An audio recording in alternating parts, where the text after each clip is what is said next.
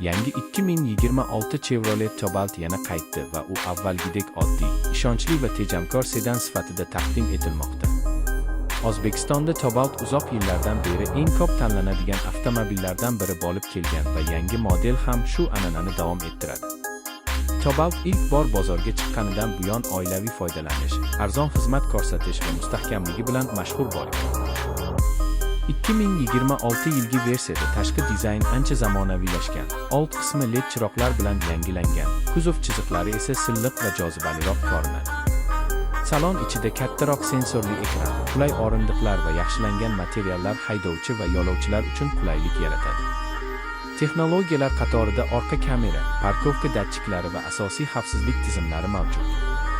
Dvigatel 1.5 litrli benzin bo'lib, shahar va trassa uchun yetarli quvvat hamda kam yoqilg'i sarfini ta'minlaydi. Nexia va boshqa byudjet sedanlarga nisbatan Cobalt o'zining ishonchliligi va arzon ehtiyot qismlari bilan ustunlik qiladi.